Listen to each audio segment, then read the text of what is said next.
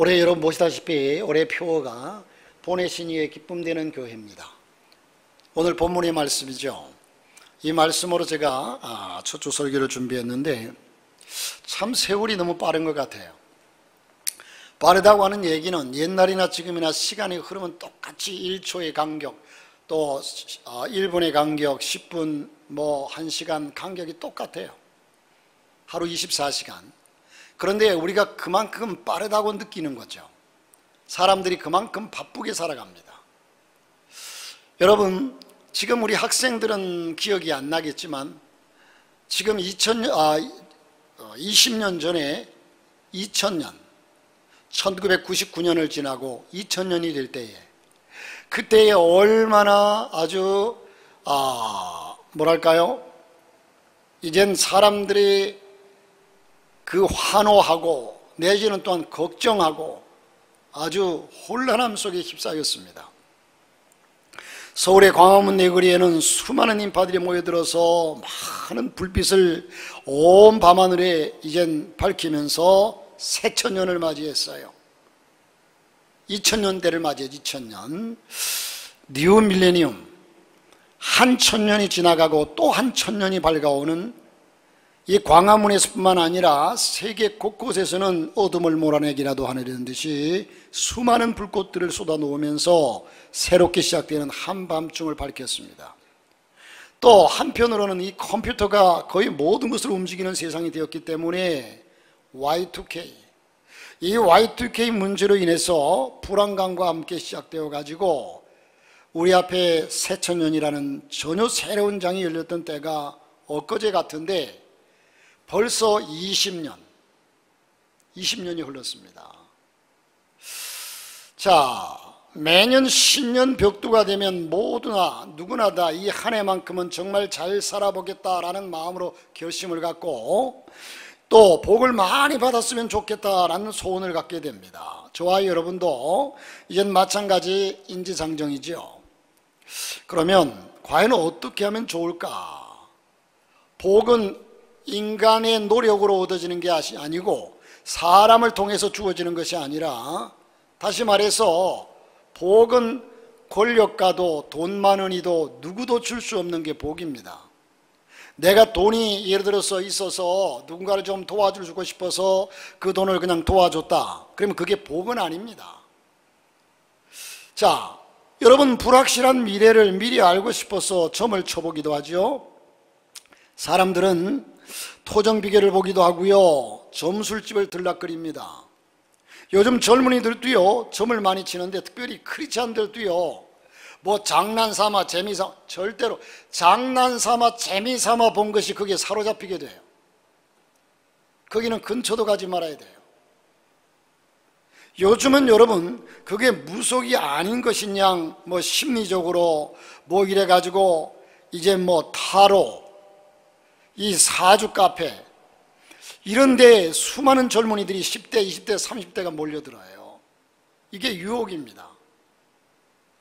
여러분, 재미로 본다는 젊은이도 있지만 은근히 불확실한 미래를 알고 싶고 또 그것을 보고 나면 그게 빨려들게 되어 있습니다.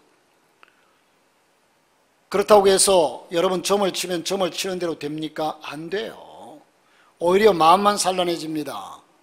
인생이 결코 요행으로 되어지는 건 아닙니다. 그렇습니다. 복은 순전히 내 의지와 노력으로 얻는 것도 아니고 그렇다고 우연히 얻는 것도 아닙니다. 복은 하나님이 주시는 것인데 하나님을 통해서 하나님의 기쁨이 되는 사람, 다시 말해서 하나님이 복을 주시고자 하는 사람에게 복을 주는데 그럼 누구에게 줄까? 하나님은 창조주 하나님이실 뿐만 아니라 오늘 또 살아서 역사하시는 절대 주관자가 하나님이십니다. 우주 만물을 다스리시고 인류 역사를 통치하시고 개개인의 생사, 화, 복을 주관하시는 분이 하나님이십니다. 그러므로 복을 받기 위해서는 여러분 인간적인 노력을 하는 것은 기본이고요, 무엇보다도 복의 근본이시고 원천이신 하나님의 마음을 감동시키고 하나님을 기쁘시게 해드리는 것이, 이것이 복 받을 수 있는 조건이라는 겁니다. 자, 여러분, 우리는 가장 복된 한 해를 사는 비결이 뭘까? 이 한 해만큼은 여러분이 인생 얼마를 살아왔든 간에 정말 전무후무한 그런 복된 새해가 되기를 바라는데, 그러면 하나님께서 내 인생을 기뻐하시고 마음껏 축복하시는데 내 인생을 아름답게 해주실 것인데 어떻게 살아야 마땅할 것인가? 그래서 저는 새해를 시작하면서 오직 한 가지 내 마음속에 결심하고 품은 소원은 하나님의 기쁨이 되자, 하나님의 기쁨이 되자. 여러분도 이런 소원과 결심을 가지시기 바라는데, 그렇게만 되면 금년 한 해는 여러분들의 삶이 복된 한 해의 삶으로 펼쳐지게 될 줄로 믿습니다. 그러기 위해서 우리가 어떻게 해야 되느냐? 여러 가지가 많습니다. 여러분에게 하나님을 기쁘시게 하면 어떻게 해야 되죠? 하고 물으면 여러분 나름대로 대답이 다 있을 것입니다. 맞는 얘기예요. 그러나 제가 제시하고자 하는 말씀, 본질적인 것은 첫째는 온전한 예배자가 되자는 겁니다. 온전한 예배자가 되자. 시편 51편 19절에 그때에 주께서 의로운 제사와 번제와 온전한 번제를 기뻐하시리니 그때에 그들이 수소를 주의 제단에 드리리이다, 그렇게 말씀해요. 여러분, 모든 종교가, 세상에 존재하는 모든 종교가 예배라는 형태를 가지고 있지만 기독교는 타 종교가 모방할 수 없는 특수성이 있습니다. 여러 가지가 있지만 그 중에 하나가 하나님의 말씀의 선포입니다. 하나님의 말씀 선포. 여러분, 우리 하나님께서 자기 자신을 나타내 노출해 보이는 여러 가지 모습이 있는데 그것을 계시라고 얘기하죠. 자연 계시는 이 세상의 우주 만물로 통해서 하나님의 살아계심이 나타나는 그것이 자연 계시이고, 특별 계시는 하나님 말씀을 통해서 우리에게 나타나 주시는 모습이 특별 계시입니다. 그래서 하나님의 말씀을 통해서 우리에게 하나님이 나타나 주시는데, 말씀 선포는 오늘 또 살아계셔서 하나님 백성을 만나고 하나님의 뜻을 계시하시는 하나님 자신이 자기 노출. 그래서 이미 선포되어지는 말씀이 우리에게 조명되어지는 사건. 그러므로 예배는 하나님을 만나고 그분의 말씀을 듣고 순종하기를 결심해야 되는데, 여러분, 오늘날 우리 한국교회 예배가 좀 문제점이 있다고 볼 수 있는 것이 뭐냐 하면, 여러분, 예배는 받는 겁니까? 드리는 겁니까? 예배에 받는 대상은 하나님이십니다. 찬양을 받으시고 예물을 받으시고 영광을 받으시고 감사를 받으시고 우리의 모든 것을 받는 분이 하나님이시고, 우리는 예배를 말 그대로 드리려 온 사람들입니다. 할렐루야. 여러분, 우리가 분명히 알 것은 드리는 것과 받는 것을 구분해야 되는데 드리려 온 사람들이에요. 찬양을 드리고 감사를 드리고 예물을 드리고 영광을 드리고 하나님께 드리러 왔어요. 그리고 우리가 하나님을 향해서, 자, 주시는 이는 하나님이 그렇다고 해서 안 주시느냐? 복도 주시고 은혜도 주시고 사랑도 주시고 물질도 주시고 주십니다. 그런데 그것은 하나님의 몫이에요. 하나님이 주면 받는 것이고 안 주면 못 받는 거예요. 그런데 당연히 하나님이 그것이 내가 언제 맡겨놨느냐고 하는 얘기를 하자. 네가 언제 맡겨놨어? 우리는 하나님께 맡겨놓은 적이 없어요. 그런데 하나님이 그것을 탐내고 있다는 거예요. 그래서 예배를 드리러 오는 것이 아니라 예수를 믿는 것은 드리려고 하는 자세가 되어야 되는데 그저 받으려고만 해요. 은혜를 받으려고 하고 또 복을 받으려고 하고 또 말씀으로 위로를 받으려고 하고 복 받기를 원하고 문제 해결함 받기를 원하고 병 고침 받기를 원하고 예배의 중심이 받고자 하는 욕구로 가득 찼다는 거예요. 그러니까 하나님께 드려지지가 않아요.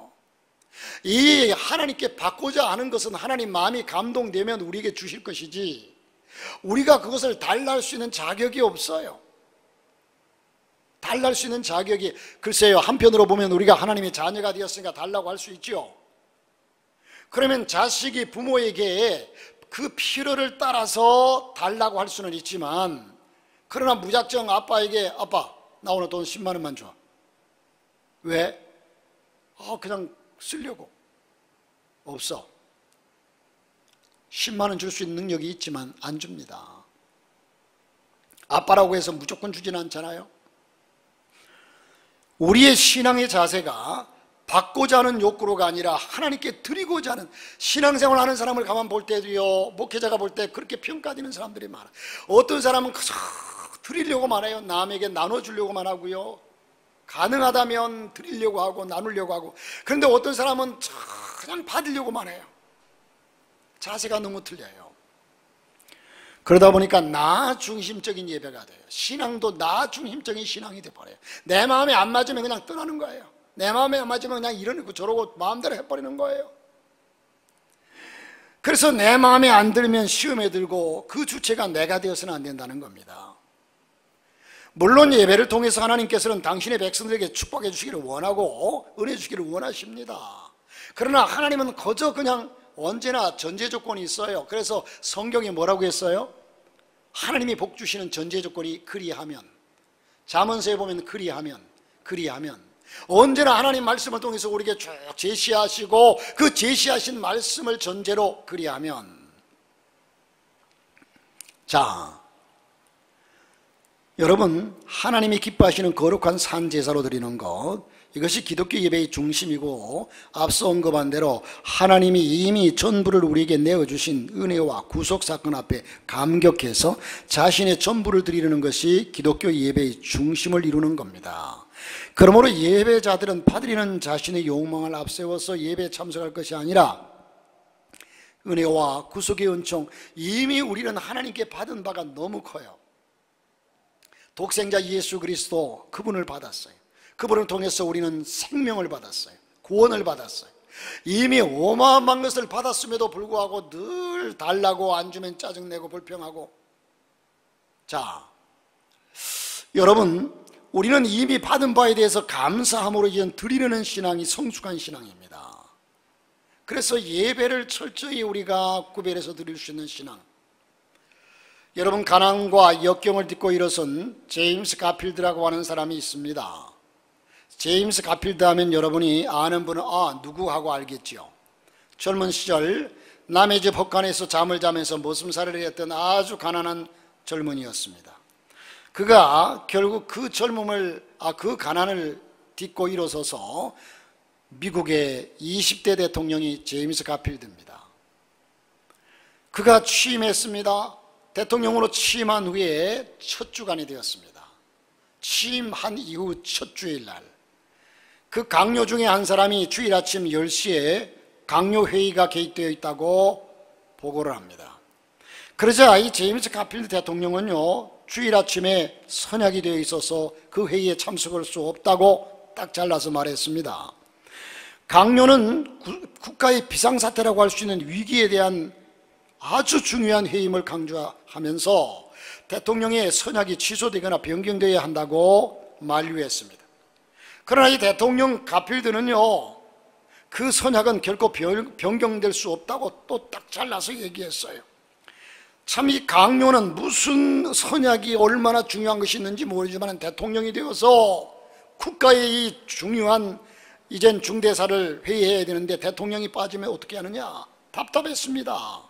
답답한 강요는 대통령이 약속한 사람이 도대체 누구인지 알고 싶다고 물었습니다. 그때 제임스 가필드 대통령은 이렇게 말합니다. 나도 당신처럼 솔직히 말하겠소. 주일 아침 10시 30분은 나의 사랑하는 주님을 성전에서 뵙는 시간입니다. 나는 그렇게 하기로 오래전에 주님과 약속했습니다. 가필드는 예배를 그 모든 것 외에 최우선으로 생각하는 사람이었습니다. 여러분, 이 정도의 사람이 되어보고자 여러분 마음속에 한번 결심해보지 않겠습니까? 이런 일 저런 일 핑계 삼아서 빠지는 게 아니라 빠진다고 해서 벼락 맞아 죽거나 뭐 특별하게 그러지는 않아요. 그런데 우리는 좀 성숙했으면 정말로 하나님을, 여러분 주일 성수 제대로 못한다고 지옥 갈까요? 안 그래요. 천국 가요. 예수만 믿으면. 그런데 여러분, 그 차원을 떠나서 이제는 내가 하나님 앞에 성숙한 사람으로서 정말 하나님을 감동시킬 수 있는 좀 믿음을 가지고 살아보자, 이런 좀 신앙을 갖자는 거죠. 그러므로 여러분, 이 한 해 동안에 예배, 온전한 예배, 여러분에게 늘 말씀드립니다. 예배에 목숨을 걸어라. 이걸 하나님을 섬기는 자세다. 예배에 목숨을 걸어라. 두 번째로 하나님을 기쁘시게 해드리는 조건 하나가 온전한 복음 전도자입니다.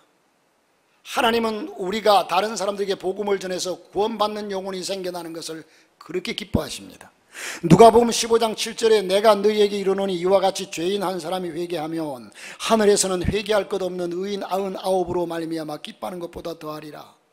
여러분, 이 말씀이, 자, 여러분 큰아들과 작은아들, 누가복음 15장 이 말씀 속에 나오는 큰아들과 작은아들이 있는데, 큰아들은 아버지 마음을 한 번도 상하게 한 적도 없고 아버지 말씀에 순종하면서 그렇게 아버지에게 잘 말씀을 따라 순종했던 아들이에요. 그런데 작은 아들은 아버지를 정말 곤란하게 만들고 아버지 마음에 상처를 남기고 그리고 아버지의 재산을 가지고 떠났어요. 그런데 그 아들이 돌아왔을 때 원리적으로 본다면, 이놈아 왜 돌아왔어? 내 형은 지금까지 한 번도 먹고 싶은 거 제대로 못 먹고 나를 위해서 헌신하고 봉사하고 허리 한번 제대로 펴지 못하고 봉사하고 헌신한 아들이다. 그런데 왜 왔어? 이러면서 작은 아들 야단쳐야 되지 않겠어요? 그런데 오히려 큰 아들은 제껴두고 작은 아들, 돌아온 아들로 인해서 그렇게 감격하고 감동하면서 받아주는 아버지의 모습을 보게 돼요. 그렇다고 해서 여러분, 큰 아들, 그렇다고 여기에서 여러분, 자, 그러면 두 아들 중에 어느 아들 되기를 원하십니까? 여러분은, 자, 큰 아들 되기를 원하십니까? 작은 아들 되기를 원하십니까? 참 대답하기 곤란하죠? 자, 큰아들 되기를 원하십니까? 그러면 아멘 해보세요. 큰아들 되기를 원하시는 분은 아멘 해보시기 바랍니다. 작은아들 되기를 원하시는 분은 아멘 해보시기 바랍니다. 이게 뭐야? 왜 아멘이 안 나와요? 우리 교회는 공동묘지도 없는데. 공동묘지도 없다는 얘기가 무슨 얘기인지도 모르죠? 조금 있으면 나와요. 다시 한번 물어볼게요. 큰아들 되기를 원하시는 분은, 성경에 나오는 그 탕자의 비유에서 큰아들 되기를 원하시는 분은 아멘 하시기 바랍니다. 그 탕자의 비유 중에 작은 아들 되기를 원하시는 분은 아멘 하시기 바랍니다. 이 아멘이 하나도 안 들려요.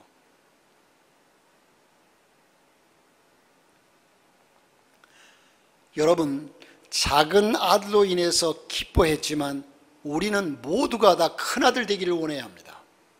아멘. 큰아들 되기를 원해야 돼요. 왜? 자, 보세요. 바울이 말합니다. 이젠 죄가 더한 곳에 은혜가 더하도다고 그랬어요. 죄가 더한 곳에, 때가 많은 사람은 목욕물이 더 많이 필요해요. 죄가 더한 곳에 은혜가 더하도다. 그러나 은혜를 더하려고 죄를 더할 수 있느냐? 그럴 수는 없느니라. 그렇게 말씀하고 있어요. 그러니까 여러분, 저와 여러분이요, 모두가 큰아들 되기를 주의 이름으로 축원합니다. 그러나 하나님이 기뻐하시는 한 영혼의 가치를 말씀하고 있는 거예요. 여기서는 한 영혼이 죽기로 돌아오는 한 영혼의 가치. 그리고 15장 8절부터 보면 드라크마 얘기가 나오죠. 한 여인이 드라크마를 한 10개 중에서 한 개를 잊어버렸다가 찾았어요. 너무 기뻐서 좋아서 어쩔 줄을 모릅니다. 여러분, 집에서 물건 하나를 찾다가도 이게 어디다 뒀지? 없어요. 사실 그 돈으로 따지면 별거 아닌데 쓰려고 보니까 없어. 그러다가 한참 이방저방 찾다가 딱 발견하면 얼마나 기뻐요, 그 순간.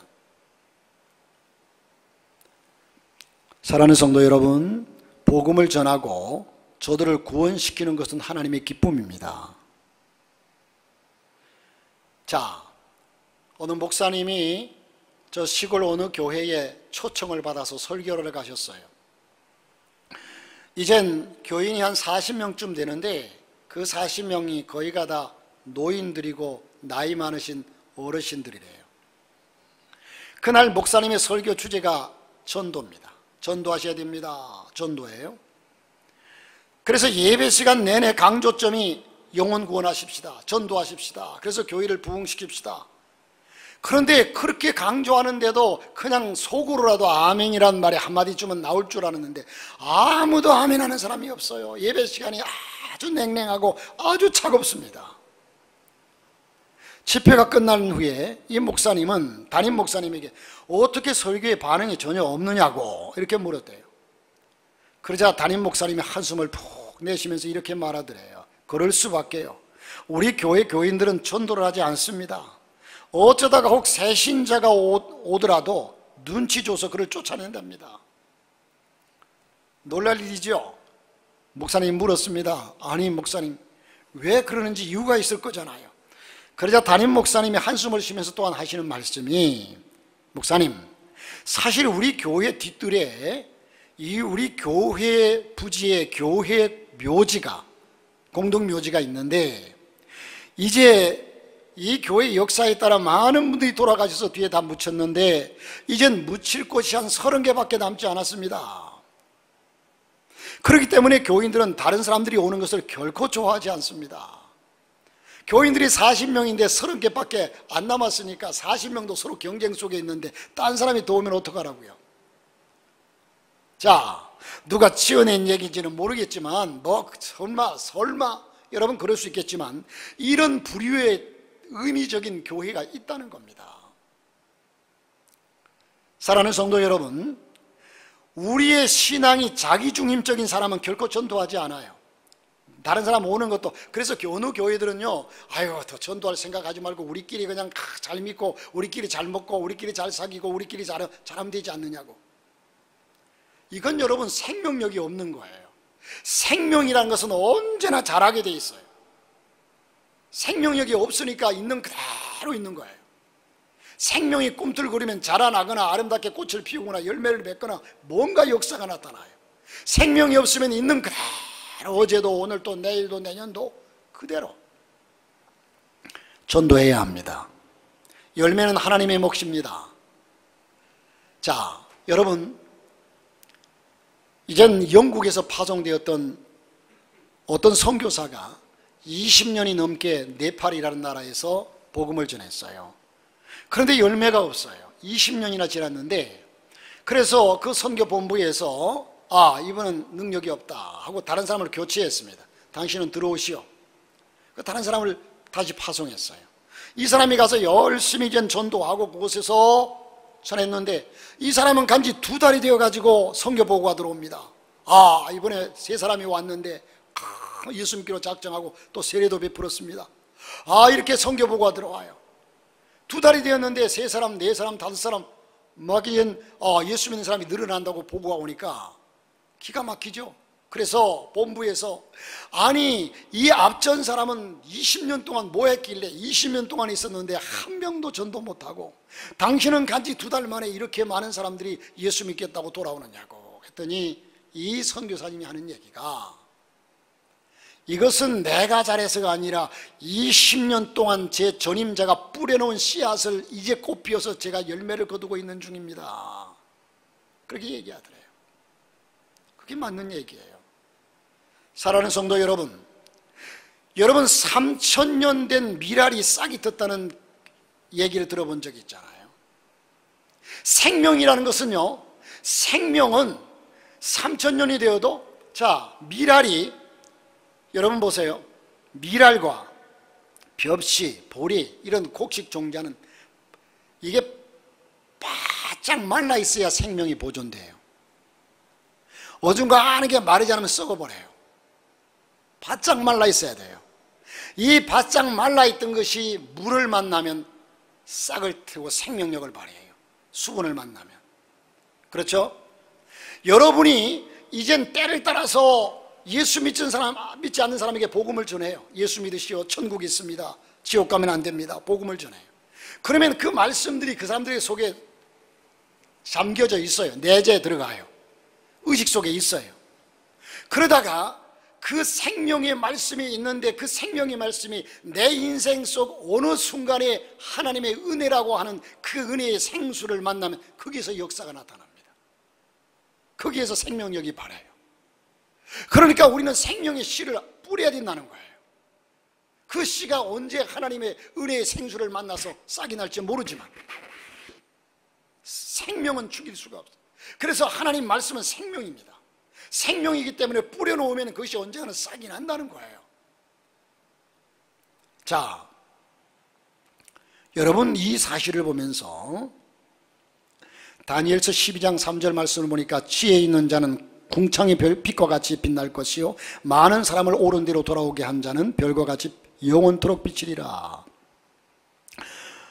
그리고 세 번째 한 가지 더 기억할 것은요, 하나님을 기쁘시게 해드리려면 온전한 예배자가 되라, 복음 전도자가 되라. 세 번째로는 주의 뜻을 분별하는 자가 하나님을 기쁘시게 해드릴 수 있습니다. 부모를 제대로 기쁘시게 해드릴 수 있는 사람은 부모 마음을 아는 사람이에요.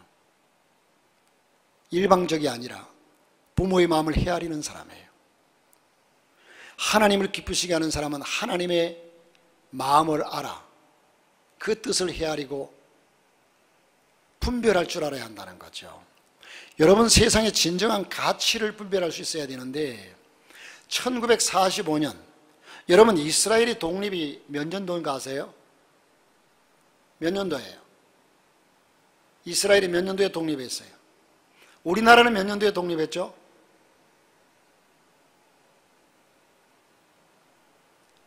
마스크를 쓰고서 얘기를 하니까 들리지도 않고 아는지 모르는지. 여러분, 이스라엘이 1948년도에 독립했어요. 그런데 45년도에 이스라엘에 있는 사해 북서부 사막에서 무하마드라고 하는 소년이 양을 치고 있었는데 양 한 마리를 잃어버렸어요. 그래서 그 양 한 마리를 찾으려고 막 이곳저곳 다니다 보니까 어느 동굴이 하나 있어요. 약간은 허물어져 있는데 그 동굴에서 동굴 안을 쳐다보고 들어가 보니까 혹시 양이 거기에 들어있나 찾다가 보니까 거기에 항아리 8개가 있어요. 그 8개 항아리 중에 다 열어보니까 빈 항아리인데 한 항아리에 두루마리 있죠. 두루마리 양쪽으로 말아서 두루마리 큰 거 하나와 작은 거 2개가 들어있었어요. 이게 뭘까? 글씨를 모르는 이 소년이 그래서 이걸 가지고 신기하기도 하니까 그냥 버려두기는 그렇고 가져 나와서 어디에다 쓸까? 자기 신발끈을 만들었을까 하다가 아유 그건 만들기가 불편하고 그래서 그놈을 신기하니까 가져가 나왔는데 사람들이 그것을 보고 어떤 사람이 그거 나한테 팔아라고 그래요. 그래서 자기한테는 필요 없으니까 팔겠다. 얼마 주겠느냐? 그러니까 양 2마리 값을 주겠다고 그래요. 양 2마리 값을 주고 그 물건을 팔았으니 이 소년은 뭐 횡재죠. 이만하면 그냥 동굴 속 갔다가 양 2마리 값을 설마 이런 양을 못 찾았다고 해도 2마리 값을 얻었으니까 1마리 더 얻은 격이 되었죠. 그런데 여러분 그 값이 그게 바로 사해사본이거든요. 사해사본이 뭐냐 하면 자 이것부터 먼저 그 값이 무려 25만 불에 팔렸어요. 25만 불이면 우리 돈으로 환산하면요 약 3억 원입니다. 그런데 그것을 양 2마리 값에 팔았어요. 자기가 분별을 못하니까 뭔지 모르니까. 그런데 사해사본이라는 것이 뭐냐 하면 여러분 우리 성경이 지금 66권으로 되어 있는데 이 성경 66권을 쓴 사람들이 약 40여 명이에요. 그러면 이 성경의 원저자는 저자와 기자가 다르잖아요. 예를 들면 여러분 신라곤이라고 하는 책이 있습니다. 그 소설이 있는데 신라곤이라고 하는 소설의 그 소설을 쓴 사람이 밀턴이라고 하는 사람이에요. 밀턴의 신라곤이죠. 그런데 밀턴은 소경이에요. 소경이 점자로 쓴 것도 아니에요. 여러분 사실 이 책은 밀턴의 책이지만 밀턴은 소경이기 때문에 제가 아는 바로는 자기 여동생에게 불러주는 것을 여동생이 받아 써가지고 만들어진 책이 소설이 신라곤이라는 책이란 말이에요. 그러면 그 신라곤이라는 책의 저자는 밀턴이고 받아 쓴 기자는 여동생이 되겠죠. 다시 말해서 이 성경의 저자는 하나님이시고 받아 쓴 사람들은 약 40여 명의 기자들이에요. 그러면 이게 하나님의 말씀이라는 특별한 증거 한 가지가 여러 가지 증거가 있지만 66권의 이 말씀이 하나님의 말씀이라는 증거가 뭐냐 하면 40여 명의 기자들이 있어요. 그런데 그 40여 명은요 어떤 사람은 왕이에요. 신분이. 어떤 사람은 저 시골 양치는 양치기예요. 어떤 사람은 저 바닷가에서 고기 잡는 어부예요. 어떤 사람은 공부를 많이 한 학자예요.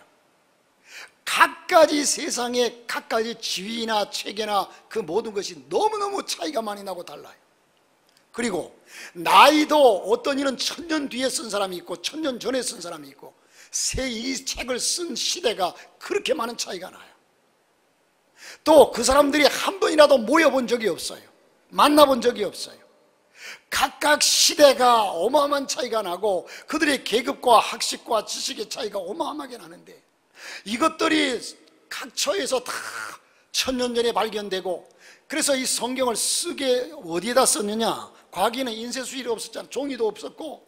그래서 이젠 파피루스, 이스라엘에 가면 파피루스라고 하는 그 식물이 많아요. 그러면 그것을 잘라가지고, 우리나라는 종이를 만든 기술이 당나무를 가지고 한지를 만들잖아요. 그런데 거기는 파피루스라는 그 식물, 갈대처럼 생겼는데 이걸 잘라가지고 삼각으로 생겼죠. 껍질을 벗기고 이걸 막 두들겨가지고 물에 담궈놨다가 이걸 얼기설기 짜요. 그러면 그게 부드러워서 다음에 뻣뻣한 종이가 돼요. 그 이게 가지고 이걸 가지고 그게 파피루스로 종이를 만들어서 거기에 글을 쓰고, 또 양 가죽, 소 가죽 여기다 글을 쓰고 글을 남기고, 또 점토판이라고 해가지고 아주 부드러운 진흙을 이겨가지고 아주 평평하게 만들어서 그게 나뭇가지로나 이렇게 글을 새겨요. 그것을 그대로 말리면 글씨가 그대로 새겨져 남아요. 이렇게 글씨, 이젠 그 글들을 남겼는데, 이렇게 해서 남겨진 글들을 천지서 발견되고 1000년 전에 발견하고 1000년 후에 발견되고 이후에 다 그것을 모아가지고, 이것을 가지고 성경학자들이, 고고학자들, 성경학자들이 이게 하나님의 말씀이다 아니다, 이것을 이젠 70여 명의 70인역 성경이죠, 모여서 이걸 분별을 해요. 그래 분별해 그들이 기도하면서 이젠 분별한 것이 66권을 정경, 이건 절대적인 하나님 말씀이다, 텍스트다 하고서 딱 뽑아낸 것이 66권이고, 이건 하나님의 말씀일 수도 있고 하나님 말씀이 아닐 수도 있다. 하나님의 말씀이 아닌 것을 하나님 말씀에 넣으면 안 되거든요. 그러니까 조금이라도 흠이 있어서는 안 되기 때문에 말씀일 수도 있고 말씀이 아닐 수도 있다 하는 것을 외경으로 뺐어요. 이 외경이 지금 공동문역 성경에 나왔는데, 그것이 바로 천주교에서는 외경까지 다 봐요. 그리고 이거는 전혀 하나님 말씀이 아니야 하고 빼버린 것이 위경입니다. 위경. 그래서 위경, 외경, 정경, 위경을 가경이라고도 하죠.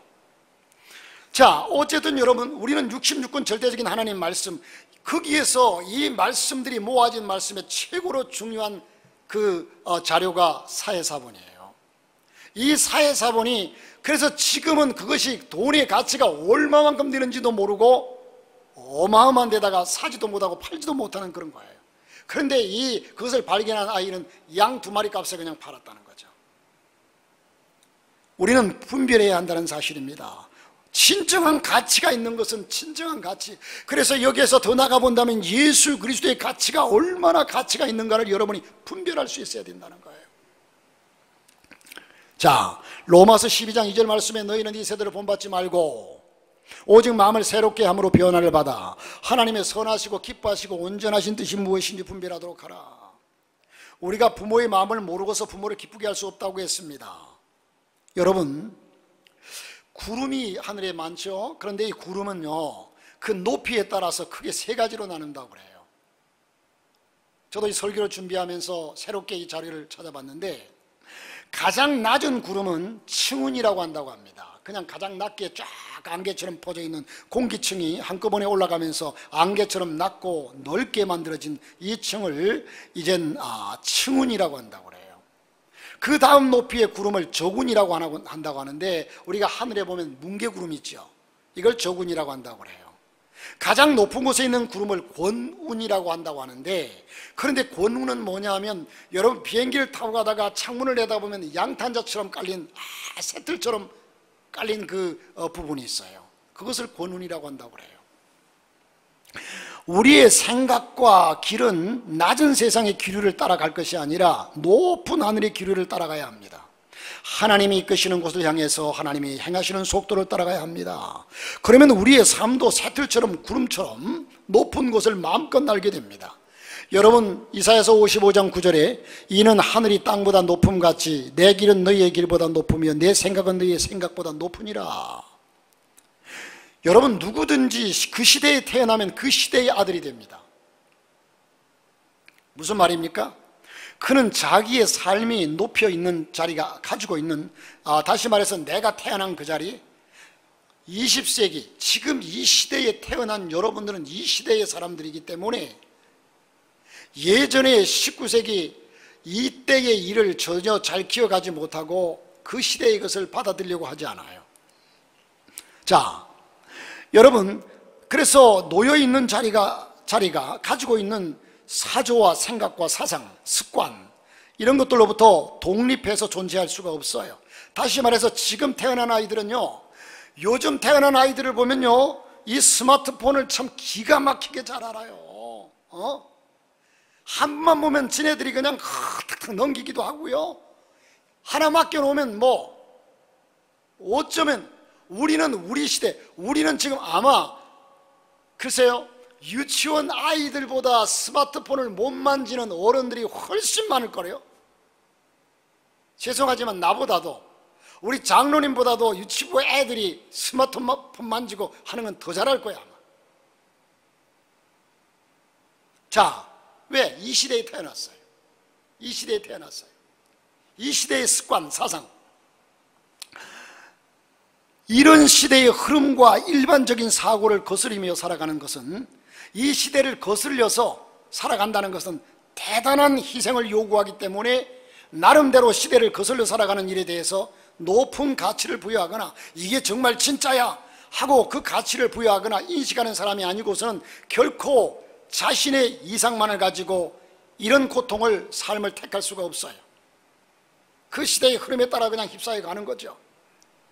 다시 말해서, 그러나 우리 그리스도인들은 이 시대에 휩싸여 가지고 함께 가야 될 사람들이 아니라는 얘기예요.